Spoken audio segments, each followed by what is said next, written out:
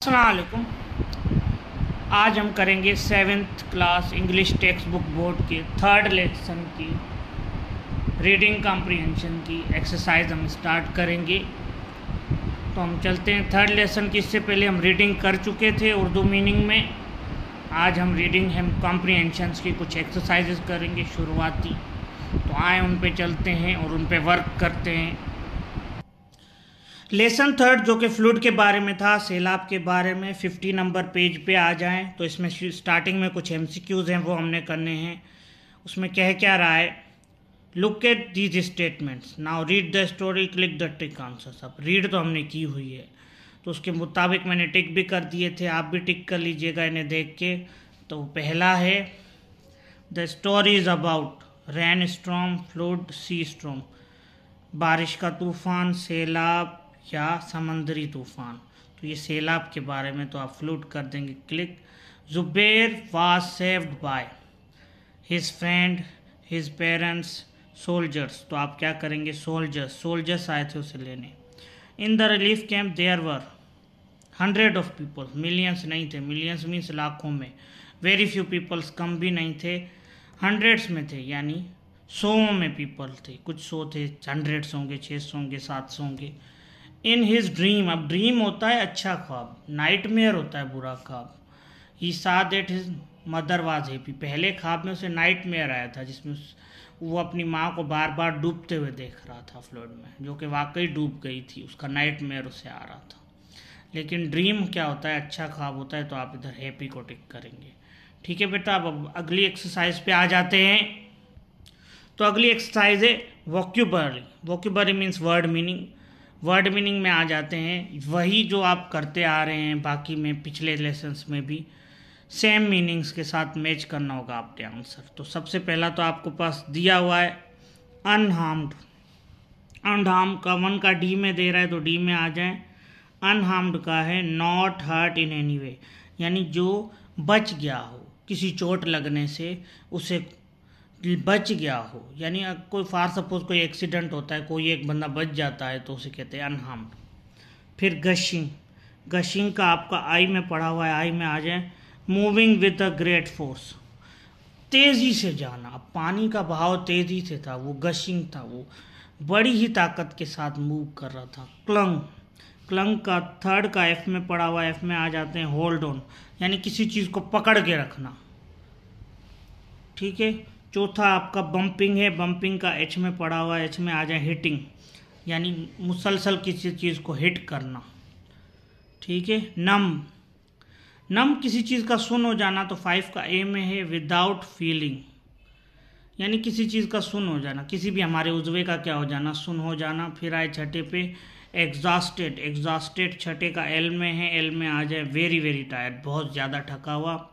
Yield, yield का 7th का जे में है, जे में आ जाए शाउटेड, चीखना, चिल्लाना। उसके बाद है आपका रिलीफ केप, रिलीफ केप 8वें का सी में है, सी में आ जाए तो place where people who has lost their homes and get food and shelter, ऐसी जगह जहाँ पे लोगों को छत दी जाए, खाना दी जाए, जिन्होंने सैलाब मुतासरीन को या कोई भी मुतासरीन हो, ज़िलज़ला मुतासरीन हो, उनको छत दी जाए, शेल्टर दिया जाए, खाना दिया जाए। शेल्टर मीन्स छत। नाइट एवोक्वेट, 9वां क्या है एवोक्वेट, 9वें का बी है, बी में आ जाएं leave when there is danger, छोड़ के जाना वो जगह जहाँ पे खतरा हो, फिर वो आपका घर ही क्यों ना हो।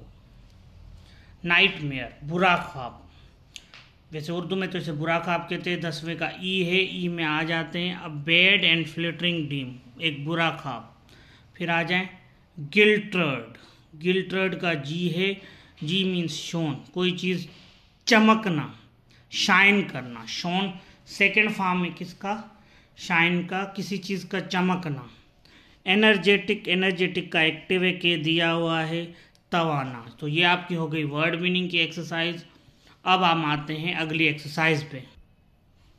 थर्ड जो आपकी एक्सरसाइज है वो भी आपकी MCQs में जस्ट कह रहा है वर्क इन अ पेयर, वो आप पेयर में करते हैं नहीं करते, लेकिन इसमें से देख के आप फेयर वर्क में आप कर लीजिएगा। Choose the best answer each of the following statement, best answer choose करना है।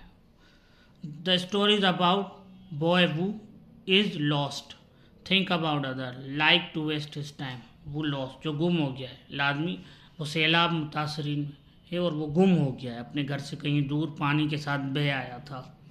ठीक है बेटा, अब आए अगले पे। The text in the box tells us about, यानी जो टेक्स्ट है वो किस बारे में है लेसन का। Things that the people must doing during flood times, how to write notes, the boy life story. नहीं, फ्लूड के बारे में तो ए पर ही आप टिक करेंगे, पहले का भी ए है, दूसरे का भी ए है। अब आए तीसरे पे। At the beginning of the story boy was very tired because, शुरू में लड़का बहुत थका हुआ था, because he had been floating a log the whole night, वो एक लकड़ी के टुकड़े पे पकड़ के बैठा हुआ था सारी रात। ठीक है, इस वजह से वो बहुत थका हुआ था। In the relief camp he decided to tell people how to protect themselves during flood times. हाँ, यही सही है। मेडिसिन नहीं दे रहा था, ना ही सिट क्वाइटली एंड क्राई, वहाँ पे बैठ के रो भी नहीं रहा था, लोगों को बता रहा था कि आप सैलाब से कैसे बच सकते हैं। At the end of the story the boy was fresh and energetic because, end of the story में वो बहुत एनर्जेटिक था, फ्रेश था, क्योंकि उसे ख्वाब आया था अपनी मदर का। His mother came in his dream and like what he had done, और वो बहुत खुश थी कि इसने लोगों को समझाया और बताया फ्लूड के बारे में। उसकी माँ जो डेथ कर चुकी थी उसके ख्वाब में आई थी, इसलिए। अब आते हैं हम अपनी अगली एक्सरसाइज पे जो 53 पेज पर है। अब हम आते हैं अपनी चौथी एक्सरसाइज में, जिसमें कह रहा है Zubair and rescue worker told people to do something before during and after flood. अब इसने लाजमी इन्होंने लोगों को अवेयर किया था सैलाब के बारे में। तो कैसे अवेयर किया था कि सैलाब आने से पहले क्या करें, दौरान सैलाब क्या करें, और सैलाब जब आके चला जाए तो आप क्या करें। तीनों चीज़ें, बिफोर, ड्यूरिंग, आफ्टर, पहले, दौरान और बाद में। तो जो तीनों स्टेटमेंट्स हैं उसके हिसाब से उनमें से कुछ स्टेटमेंट्स नीचे लिखी गई हैं, तो वो आपने पता लगाना है वो बिफोर है कि है, ड्यूरिंग की है या आफ्टर की है। बिफोर मतलब सैलाब आने से पहले की है, उसके दौरान की है या उसके बाद की है। तो पहली आपकी जो स्टेटमेंट है वो दे रहा है वो ड्यूरिंग की है। People should carry not most important items, carry only the most important items while living home, सबसे ज़्यादा ज़रूरी सामान उठाएं। अब लाजमी ये सैलाब आ चुका है तब उन्होंने सामान उठाया है, तो ये ड्यूरिंग है। ठीक है। People should pack a bag with important items, ये पहले है, बिफोर है। अब ये यानी फ्लूड आने से, सैलाब आने से पहले जब आपको पता लग जाए कि ये आने वाला है तो एक बैग अपना पैक कर लें। उसके बाद people should not touch electric wires while standing in water, जब आप पानी में खड़े हों, अब फ्लूड आ गया है तभी तो पानी में खड़ा होगा ना बंदा। हाँ, जब आप पानी में खड़े हों तो आप इलेक्ट्रिक वायर्स को हाथ मत लगाएं, तो ड्यूरिंग होगा ये fluid. The object covered with mud must be washed and clean. हाँ, अब फ्लूड आने के बाद चीज़ों पे क्या चढ़ गई होगी, मिट्टी चढ़ गई होगी, मड चढ़ गया होगा, गारा चढ़ गया होगा, तो उसे आप साफ़ करें। ये फ्लूड के बाद की, आफ्टर है। ठीक है। People should listen to the radio and television for the flood information, ये बिफोर है, पहले।